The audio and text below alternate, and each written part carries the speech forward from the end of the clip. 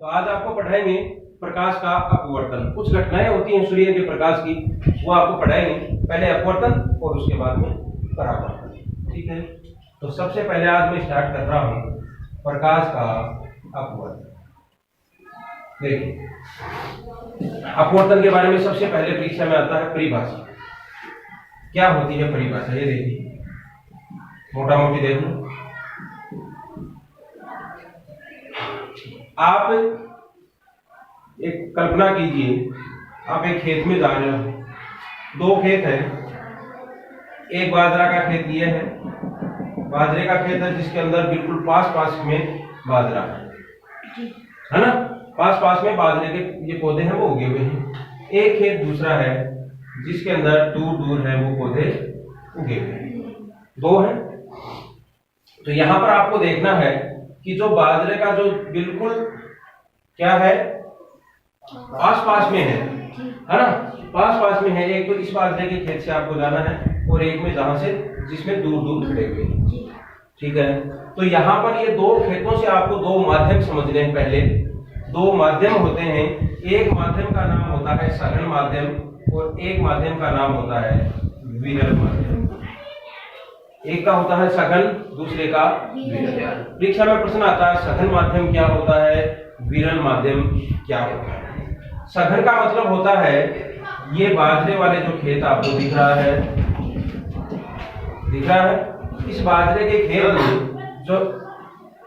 इस बाजरे के खेत में जिस प्रकार से आप देख रहे हो कि पास पास के अंदर बिल्कुल जो कण है, जो पौधे हैं वो पास पास है।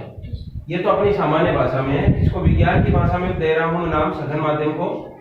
कि जब पदार्थ के कण, इन बाजरे वाले पौधों को मैं पदार्थ के कण दे रहा हूं, जब पदार्थ के कण एक दूसरे से होते हैं पास पास, ऐसा माध्यम जिसमें पदार्थ के कण एक दूसरे के पास पास होते हैं, तो वो माध्यम सघन माध्यम कहलाता है।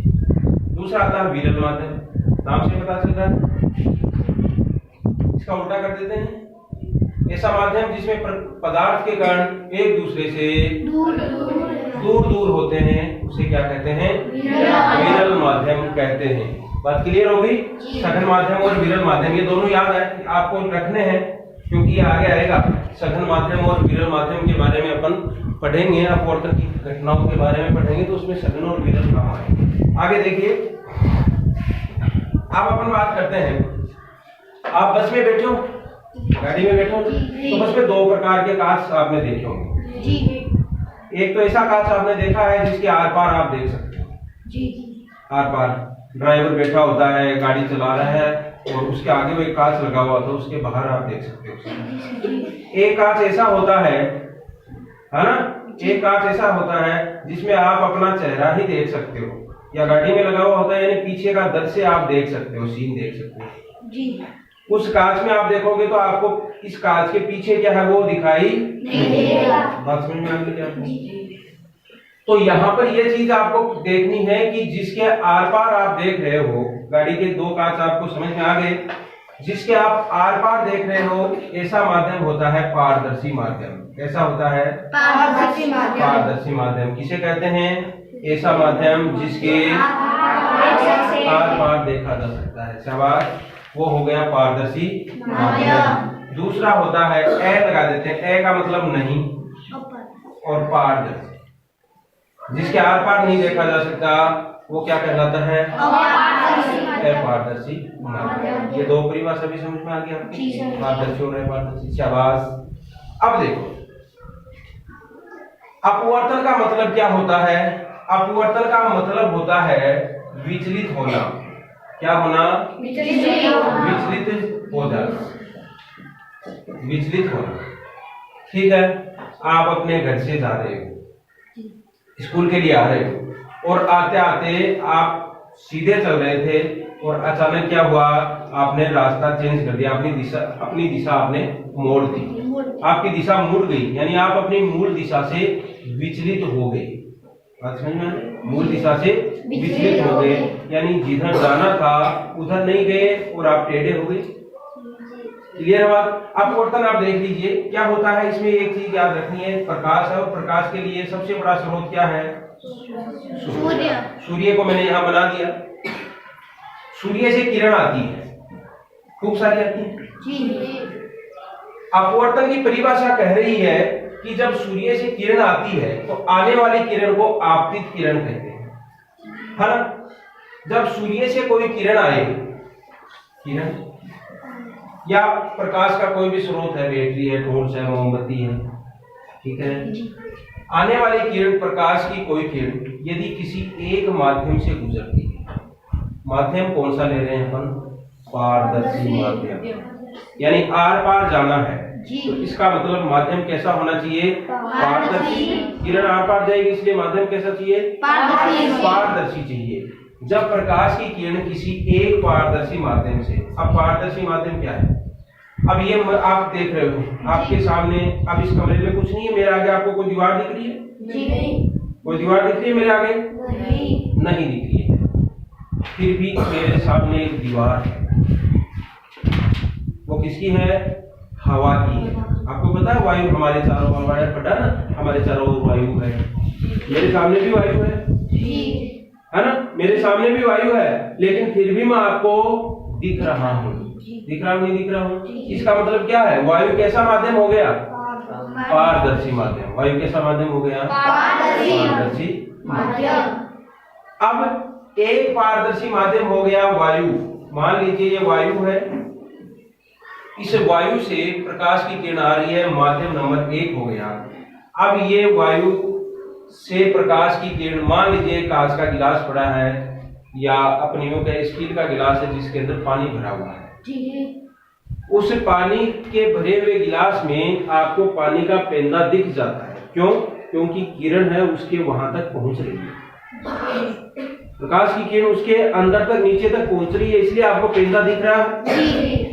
बात समझ में आई क्या? तो कहने का मतलब है जब प्रकाश की किरण इस माध्यम से अब उस कांच के गिलास में जाएगी या स्टील के गिलास में जाएगी, और गिलास में है पानी, उस पानी के अंदर उसे प्रवेश करना है, तो पहले कहाँ आई?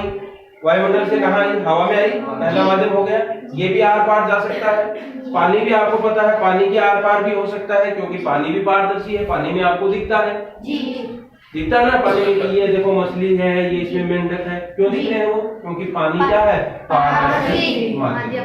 कांच का गिलास है, उसके अंदर भी आपने दुकानों पे देखा होगा डिब्बे पड़े हुए होते हैं जिनके अंदर आपको चॉकलेट दिखती है, इसके अंदर देखो चॉकलेट पड़ी है, किशमिश, है ना, दिख जाता है ना। तो कांच भी क्या है? पारदर्शी। यानी आपको 3 चीज आपने बता दी कि सर कांच भी पारदर्शी, हवा भी पारदर्शी और जल भी पारदर्शी। इन तीनों में से किसी 2 माध्यम को मैं यहाँ लेने जा रहा हूँ। पहला माध्यम मैंने ले लिया हवा। जब प्रकाश की किरण किसी एक पारदर्शी माध्यम से, नीचे ये है मान लो जल, ठीक है, पानी से भरा हुआ गिलास है, ऊपर से आ रही है किरण, इसका मतलब हवा में है, पहला पारदर्शी माध्यम। पानी के अंदर प्रवेश कर रही है, इसका मतलब माध्यम चेंज हो गया, दूसरा पारदर्शी माध्यम। ये नंबर 2 पारदर्शी माध्यम, ये है वायु, तो ये है जल। नियम क्या कहता है, परिभाषा क्या बोल रही है? अपवर्तन होता क्या है कि जब प्रकाश की किरण किसी एक पारदर्शी माध्यम से, पारदर्शी नाम याद रखना है, पारदर्शी माध्यम से दूसरे पारदर्शी माध्यम में प्रवेश करती है, ठीक है। तो ये एक आपको पता है, ये एक तल होता है जिसको बोलते हैं पृथककारी तल। क्या बोलते हैं? पृथककारी तल बोलते हैं। किसको बोला? जैसे कि आपने एक गिलास भरा हुआ है पानी का, तो पानी के गिलास भरे हुए पानी में जो पानी की ऊपर वाली परत है, उसके नीचे तो पानी है और ऊपर हवा है, यानी इसका मतलब वो दोनों माध्यमों को अलग कर रही है ऊपर वाली परत, तो वो कहलाती है पृथककारी तल। क्या कहलाता है? पृथककारी तल।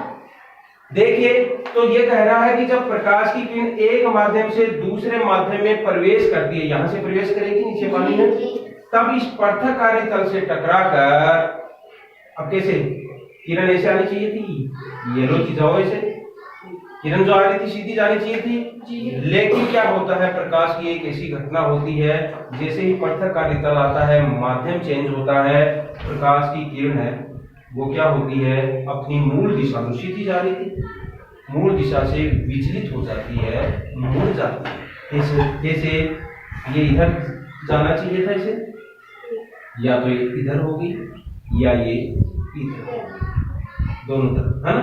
ये किरण आई यूं हो जाती है, ये किरण आई यूं हो जाती है, जबकि कैसे जाना चाहिए था?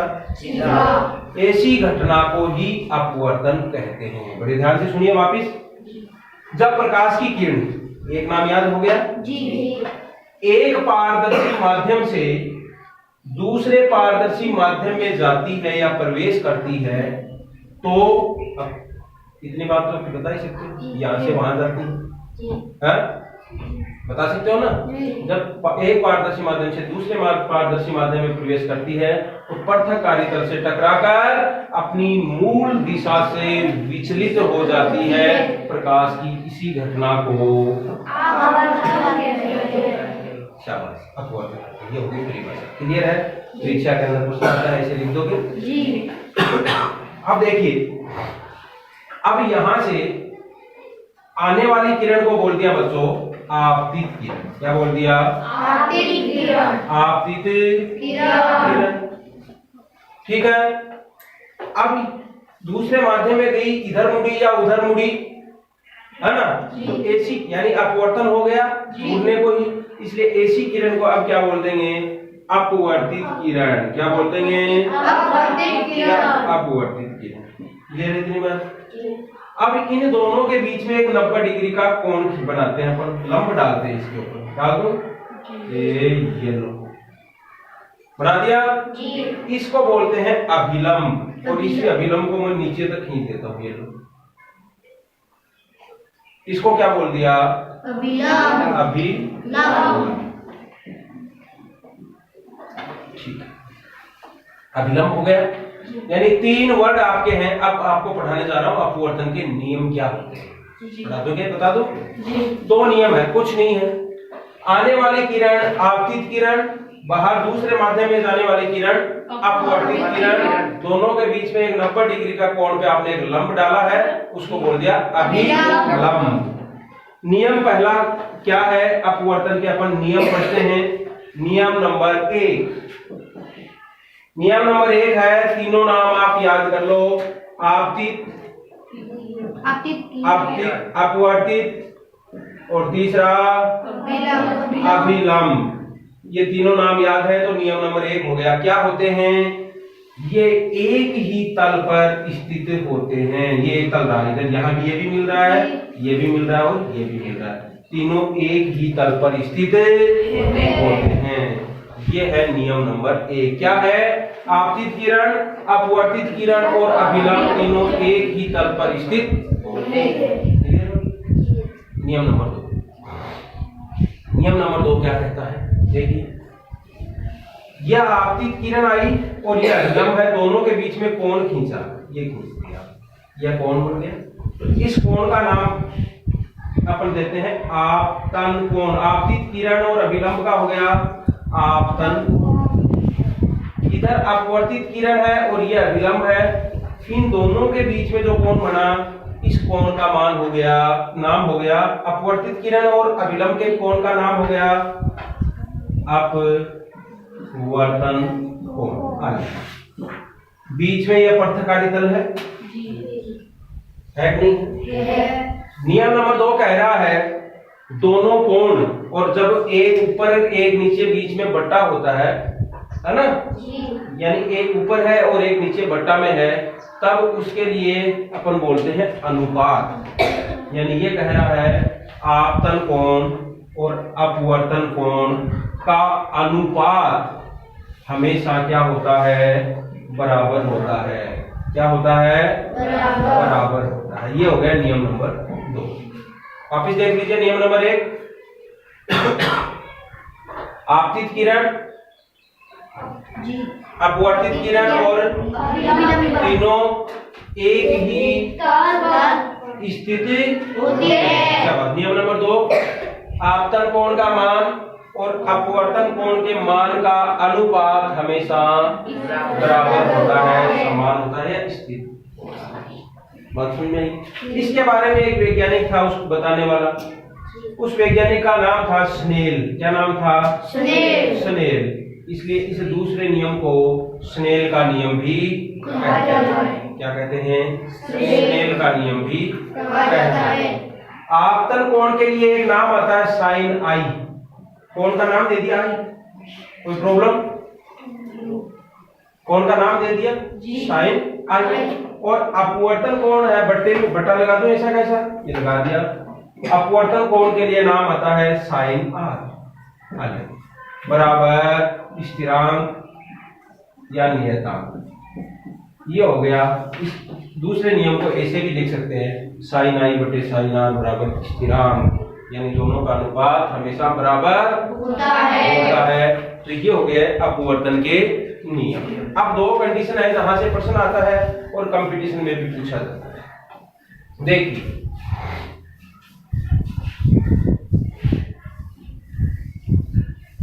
ये तो अपना मार्केट पक्का हो गया क्या? बुझना ही को नहीं है तो पक्को लिखोगे हो। देखिए दो कंडीशन आपको बता रहा हूं। मूल दिशा से विचलित हो जाती है, ये तो आपने देख लिया। अब वो किधर जाती है, पास आती है या दूर जाती है? देखिए ये पृथकारी तल, इधर भी ये एक पृथकारी, ठीक है।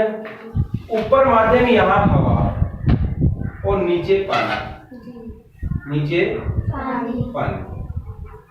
यहाँ पर ऊपर पानी और नीचे हवा, ठीक है। हवा, अब सघन और विरल वाला मामला कर लेते हैं। हवा क्या है? वह से विरल, हवा वह आया, इसका मतलब हवा कौन सा माध्यम है? विरल। तो जल कौन, पानी कौन सा हो गया? यहाँ पानी, वापिस वही बात, क्या है? और हवा क्या है? विरल। ये दो कंडीशन है, यहाँ से परीक्षा में प्रश्न पूछा जाता है, कॉम्पिटिशन में भी आता है। ये किरण आ रही है, ये आपतित किरण, और ये भी क्या होगी? आपतित किरण, ठीक है। दोनों में अभिलंब डालते हैं, ये अभिलंब और ये भी अभिलंब, ठीक है। अब बात आ रही है, बस इतनी चीज समझ में आ गई आपके? किरण सीधी जानी चाहिए थी, कैसे जाएगी? ऐसे डॉट डॉट करके दिखा देते हैं, ऐसे जानी चाहिए। इधर भी अपन दिखा देते हैं, किरण यदि आई है अपवर्तित किरण ऐसे जानी। प्रश्न आता है जब सघन से विरल में जाते हैं तो किस तरफ मुड़ती है किरण, और विरल से सघन में जाते हैं तो किस तरफ मुड़ती है? ये परीक्षा में प्रश्न आता है, ध्यान से देखिए। विरल माध्यम है यानी हवा है, एक चोर है वो भाग रहा है चोरी करके, पुलिस वाला उसके पीछे, ऐसे खेत में घुस गया जिसके अंदर बाजरा बहुत दूर दूर तक खड़ा था, ठीक है। और विरल का मतलब दूर दूर है, तो इसमें खुला दौड़ा जाएगा। अचानक नीचे जाते ही क्या होगा? ऐसा खेत आ गया जिसके अंदर बाजरा बिल्कुल पास पास है, तो वो क्या होगा? बिल्कुल दूर भागेगा या पास ही रह जाएगा? पास ही, शाबाश। तो इसका मतलब जब किरण विरल से सघन में जाती है तो वो हमेशा, ये अभिलंब है, अभिलंब की ओर झुक जाती है। इधर जाना चाहिए था, इधर झुकी, पास आ जाती है, यानी अभिलंब के पास आ जाती है। ये परीक्षा में प्रश्न सीधी लाइन पूछी जाती है कि जब प्रकाश की किरण विरल से सघन में जाती है, जब प्रकाश की किरण विरल से सघन में जाती है तो आपका उत्तर होगा अभिलंब के पास आ जाती है। यहाँ पर देखिए सघन से विरल में जा रही है, यानी ऐसा। अब चोर कैसे खेत में है? जहां पे बिल्कुल पास पास बाजरा खड़ा है, तो बेचारा धीरे धीरे भाग रहा है, धीरे धीरे भाग रहा है। अब माध्यम कैसा आ गया? बाजरा कैसा आ गया? खेत दूर दूर वाला आ गया। अब ये बताओ जब सघन से विरल में जा रहा है यानी दूर दूर बाजरा खड़ा, तो अब वो पास रहेगा या दूर भाग जाएगा? दूर भाग जाएगा, यानी इस कंडीशन में किरण है वो अभिलंब से दूर हट जाती है। यानी यही प्रश्न आते हैं, जब सघन से विरल में जाती है तो क्या होता है, और विरल से सघन में जाती है तो क्या होता है? अभिलंब के पास आ जाती है, ठीक है। ये हो गया आपका अपवर्तन। अब अपवर्तन की कुछ घटनाएं आपको बता देता हूं फटाफट, एग्जाम्पल परीक्षा में सीधे सीधे आते हैं। जैसे आपने कभी बैठे देखा है गहरे से? पानी के अंदर कभी एक लकड़ी डाली है अपने तालाब में? तो आप देखते हो उस पानी के अंदर वो लकड़ी टेढ़ी दिखती है, दिखती है ना? तो यही प्रश्न पूछते हैं परीक्षा में कि पानी के अंदर डूबी हुई पेंसिल मुड़ी हुई क्यों दिखती है, या लकड़ी पानी के अंदर डाल दी तो वो मुड़ी हुई क्यों दिखती है? तो इसका कारण है, उत्तर रहेगा आपका अपवर्तन के कारण। अब आपको समझा देता हूँ क्यों। आपने लकड़ी डाली है अंदर, इसका मतलब लकड़ी बाहर कौन से माध्यम में है? ऊपर क्या है? पानी के ऊपर कौन सा माध्यम चल रहा है? क्या है? हवा। क्या है? हवा। नीचे कौन सा माध्यम है? पानी। अब आपको पता है लकड़ी आपने डाल रखी है, किरण आ रही है सूर्य की, तो वो पहले हवा में आ रही है फिर पानी में जा रही है। बात समझ में आ रही है क्या? पहले हवा से आ रही है फिर पानी में जा रही है, और उसी पानी में आपने एक लकड़ी डाल रखी है। तो जो किरण माध्यम चेंज कर रही है, किरण हवा से पानी में, तो क्या हो रहा है? प्रकाश की किरण तो मुड़ेगी। प्रकाश की किरण मुड़ेगी नहीं मुड़ेगी? मुड़ जाती है ना। इसीलिए उस पानी के अंदर डूबी हुई पेंसिल या छड़ जो होती है वो भी आपको मुड़ी हुई दिखाई देती है। बात के लिए दूसरी बात, एक तो हो गया पेंसिल का मुड़ा हुआ दिखाई देना, दूसरा हो जाता है पानी में रखी जो सिक्का डाल दो आप बाल्टी में, 5 रुपए का सिक्का डाल दो, 2 रुपए का डाल दो, 10 का सिक्का डाल दो, वो आपको वास्तविक स्थिति से थोड़ा ऊपर उठा हुआ दिखाई देता है, पेंदा भी ऊपर उठा हुआ दिखाई देता है। इसके अलावा सूर्योदय और सूर्यास्त जो होता है, जब सूर्य आपको उगा नहीं, उदय हुआ नहीं, उससे पहले ही आपको ऊपर उठा हुआ दिखाई देता है। 4 मिनट का अंतर होता है पूरे दिन में। इधर आप देखोगे शाम को जब सूर्यास्त हो जाता है, सूर्य डूब जाता है, फिर भी आपको 2 मिनट तक सूर्य है वो ऊपर और दिखाई उठा हुआ दिखाई देता है। यानी सूर्य का अपनी वास्तविक स्थिति से ऊपर उठा हुआ दिखाई देना भी अपवर्तन के कारण होता है। रात में तारे टिमटिमाते हुए दिखाई देते हैं, वो भी किसके कारण? इसी अपवर्तन के कारण। अब कैसे टिमटिमाते हुए दिखाई देते हैं वो बता देता हूँ आपको। रात में तारे क्यों टिमटिमाते हैं, दिखाई क्यों देते हैं? ये एक तारा है ऐसा, आप यहाँ खड़े हो अब क्या होता है, तारे का प्रकाश यहाँ आ गया निर्वात में, यानी तारे बहुत दूर है, अपना वायुमंडल तो 300-400 किलोमीटर तक ही है, उससे ऊपर अरबों किलोमीटर दूर है। इसका मतलब वहां तो हवा भी नहीं है, वायुमंडल तो 400 किलोमीटर दूर तक है। तो क्या होता है बच्चों कि जब तारे का प्रकाश यहाँ इस तरफ आ रहा है, अपन यहाँ से देख रहे हैं, तो अपने वायुमंडल में आने के बाद धूल के कारण, कोई वाष्प, जल वाष्प यानी पानी के कारण, भाप के कारण, या फिर हवा, इन कणों से वो क्या होता है, टकराता है। किसका प्रकाश? तारों का प्रकाश। ये तारों का प्रकाश जब इससे टकराएगा, माध्यम चेंज होगा, तो इसकी दिशा बदलेगी, मूल दिशा से विचलित होगा, इस दिशा में होगा। बात समझ में आ गई? वापिस इसमें से निकलेगा, हवा में आएगा, माध्यम चेंज हुआ, मूल दिशा से विचलित हो जाएगा। ऐसे दिख रहे होगा ऐसे, है ना? कणों में से जब गुजरता है तो अपनी मूल दिशा से विचलित होता जाता है, क्योंकि माध्यम बदलता रहता है, इसलिए आपको टिमटिमाता हुआ दिखाई देता है। बात समझ में आ गई? तो ये है अपवर्तन की कुछ घटनाएं। ये हो गया, फटाफट रिपीट कर दूं। अपवर्तन किसे कहते हैं? जब प्रकाश की किरण किसी एक पारदर्शी माध्यम से दूरदर्शी पारदर्शी माध्यम में प्रवेश करती है, तो पृथककारी तल से टकराकर अपनी मूल दिशा से शाबाश विचलित हो जाती है। प्रकाश की इसी घटना को अपवर्तन कहते हैं। बात समझ में आ गई? यहाँ ध्यान रखने वाली बात यह है कि अपवर्तन हमेशा पारदर्शी माध्यम में ही होता है। ठीक है? माध्यम 2 प्रकार के होते हैं, एक माध्यम सघन और दूसरा माध्यम विरल माध्यम होता है। ठीक है? सघन माध्यम में प्रकाश पदार्थ के कण पास पास होते हैं, जबकि विरल माध्यम में दूर दूर होते हैं। अपवर्तन के 2 नियम अपन ने पढ़े हैं। पहला नियम आपने पढ़ा, आपतित किरण, अपवर्तित किरण और अभिलंब तीनों एक ही तल पर स्थित होते हैं। दूसरा नियम आपने पढ़ा, आपतन कोण और अपवर्तन कोण का अनुपात हमेशा स्थिर रहता है, बराबर रहता है, इसे स्नेल का नियम भी कहते हैं।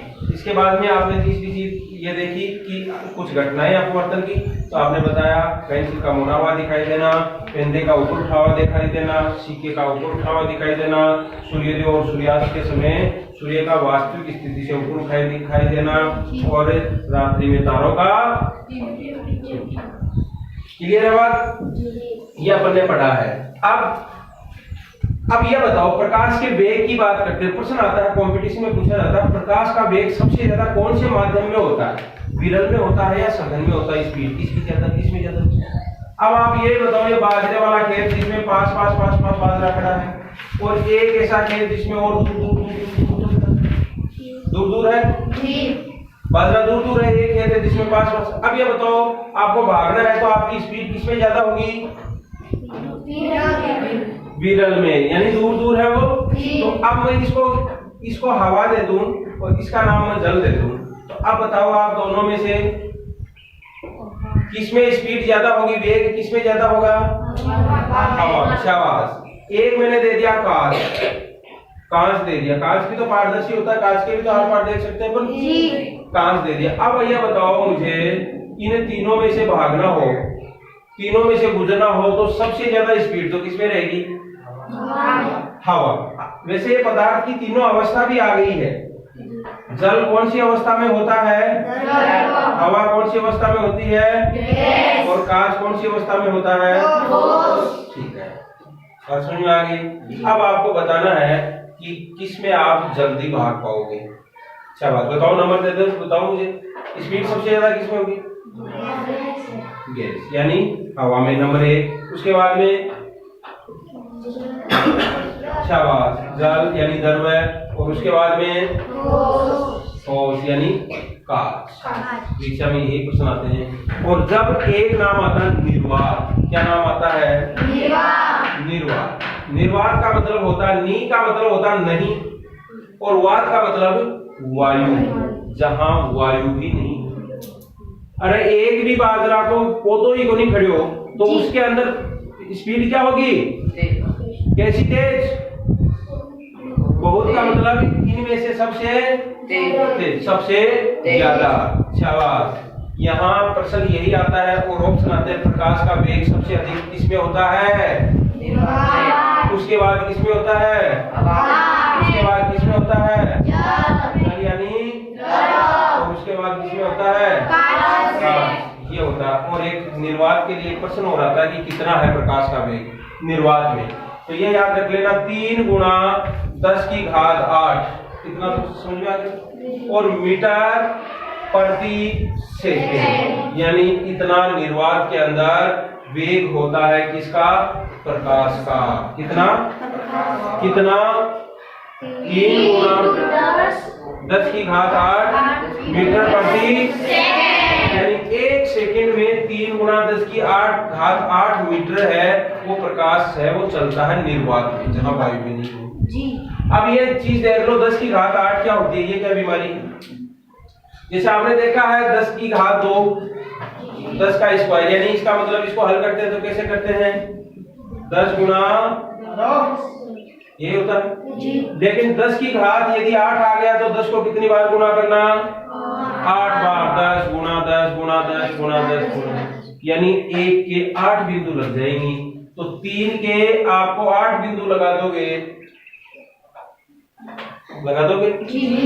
करोड़ अरब खरब ज्यादा चला जाएगा मामला, इसलिए इसे इस प्रकार से लिखा जाता है, 3 गुणा 10 की घात 8 मीटर चलता है 1 सेकंड में प्रकाश, इसमें निर्वात में। अब अगले बार आपको कल पढ़ाएंगे लेंस अपन कैसे, लेंसों के प्रतिबिंब है वो कैसे बनाए जा सकते हैं अपवर्तन के आधार।